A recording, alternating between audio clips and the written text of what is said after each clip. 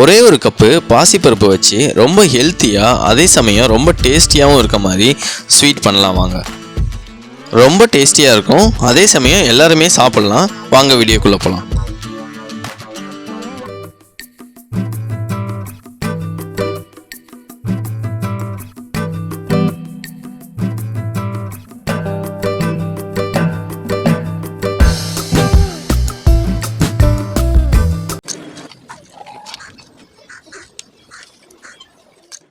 First பாசிப்பருப்பு 300 gram எடுத்துக்கோங்க.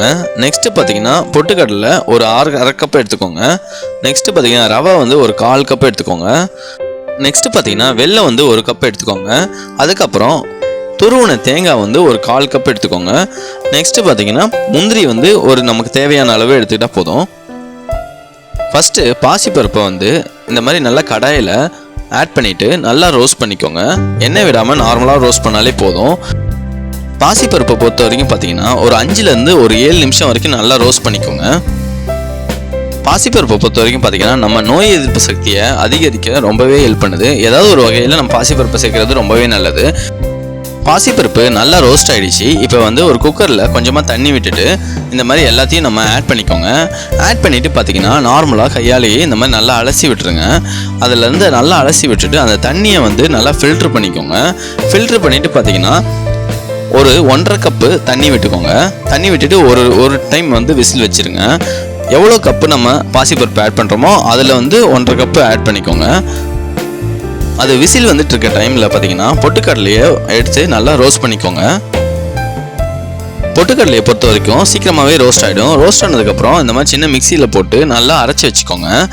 அரைச்சி அதை தனியாக எடுத்து வச்சுக்கோங்க. நெக்ஸ்ட்டு பார்த்தீங்கன்னா வெள்ளைப்பாகு ரெடி பண்ணிக்கலாம்.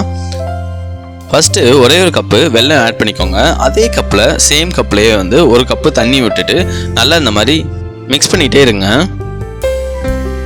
வெல்லம் நல்லா மிக்ஸ் ஆனதுக்கப்புறம் நல்லா கொதி வந்ததுக்கப்புறமேலு இதை வந்து ஒரு தனியாக எடுத்து வச்சுக்கோங்க. நெக்ஸ்ட் பார்த்தீங்கன்னா பாசிப்பருப்பு வந்து ஒரு விசில் வந்ததுக்கப்புறம் இந்த மாதிரி நல்லா செக் பண்ணி பாருங்கள். நல்லா இதுவாகிடும். இதை வந்து நல்லா ஒரு கரண்டியை வச்சு நல்லா மசிச்சு விட்டுருங்க. எவ்வளோ நல்லா மசிச்சு விடுறோமோ அந்த அளவுக்கு நமக்கு நல்லா டேஸ்ட்டாக இருக்கும். நெக்ஸ்ட்டு பார்த்தீங்கன்னா ஒரு நல்ல ஹீட்டான டவாவில் பார்த்தீங்கன்னா இந்த மாதிரி நெய் ஆட் பண்ணிக்கோங்க. நெய் வந்து ஒரு 3 டேபிள் ஸ்பூன் ஆட் பண்ணிக்கோங்க. அதுக்கப்புறம் முந்திரியை வந்து ஆட் பண்ணிவிட்டு உங்களுக்கு தேவையான அளவு முந்திரி ஆட் பண்ணிவிட்டு நல்லா இந்த மாதிரி வறுத்து ஒரு தனியாக ஒரு பாத்திரத்தில் இல்லை ஒரு சின்ன பவுல்லையோ எடுத்து வச்சுக்கோங்க.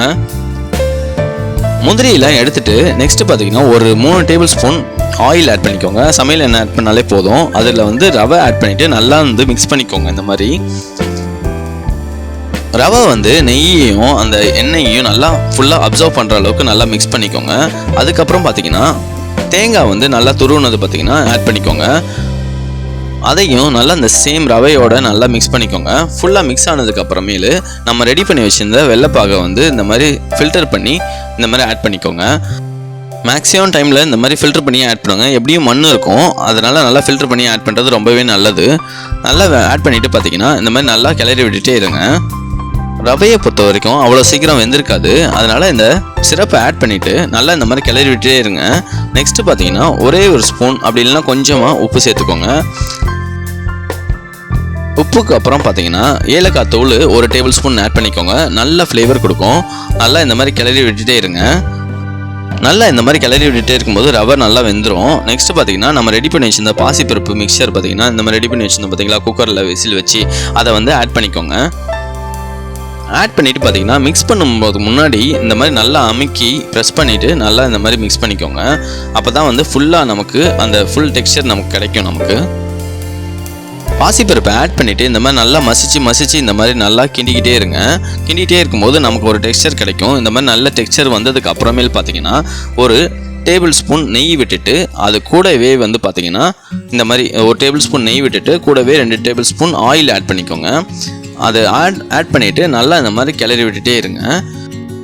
லாஸ்ட்டாக ஆட் பண்ண ஆயில் நெய் மிக்சரை ஆட் பண்ணதுக்கப்புறம் பார்த்தீங்கன்னா நல்லா ஒரு அல்வா பதத்துக்கு நல்லா வந்திருக்கும். இப்போ வந்து பார்த்தீங்கன்னா முந்திரியை வந்து ஆட் பண்ணிக்கோங்க. நம்ம ஆல்ரெடி வறுத்து வச்சுருந்தோம் பார்த்தீங்களா, நெய் போட்டு அந்த முந்திரியை ஆட் பண்ணிக்கோங்க. ஆட் பண்ணிவிட்டு இதை நல்லா மிக்ஸ் பண்ணிக்கோங்க. இதை இப்படியே சாப்பிடும்போது நமக்கு பார்த்தீங்கன்னா கேசரி மாதிரி இருக்கும். அதனால நம்ம ரெடி பண்ணி வச்சுருந்தோம் பார்த்தீங்களா பொட்டுக்கடலை மிக்சரை வந்து இந்த மாதிரி ஆட் பண்ணிக்கோங்க. ஆட் பண்ணிவிட்டு பார்த்தீங்கன்னா அதையும் நல்லா மிக்ஸ் பண்ணிக்கோங்க. இந்த பொட்டுக்கடலை மிக்சர் ஆட் பண்ணுறதுனால பார்த்தீங்கன்னா நல்ல மாவு சத்து அதிகமாக இருக்கும் நமக்கு. அது இல்லாமல் நமக்கு சாப்பிடும்போது நல்லா டேஸ்ட்டாக இருக்கும். மோஸ்ட்லி நெய் அதிகமாக சேர்த்து ஏதாவது டெசர்ட் செய்யும் போது பார்த்தீங்கன்னா இந்த மாதிரி பொட்டுக்கடலை மிக்சரையும் கொஞ்சம் ஆட் பண்ணிக்கோங்க. நமக்கு செரிமானத்துக்கு ரொம்பவே ஹெல்ப் பண்ணும்.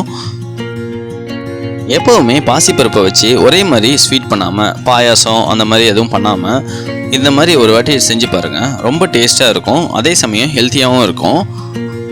இந்த டெசர்ட்டை பொறுத்த வரைக்கும் குழந்தைங்கள்லேருந்து பெரியவங்க வரைக்கும் எல்லாருமே சாப்பிட்லாம். வெயிட் லாஸ் பண்ணணும்னு நினைக்கிறவங்க முந்திரியோட லெவலும் நெய்யோட லெவலையும் கொஞ்சம் கம்மி பண்ணிக்கோங்க. இந்த வீடியோ பிடிச்சிருந்தா நீங்களும் வீட்டில் ட்ரை பண்ணி பாருங்கள். மறக்காமல் சப்ஸ்கிரைப் பண்ணிவிடுங்க. தேங்க்யூ.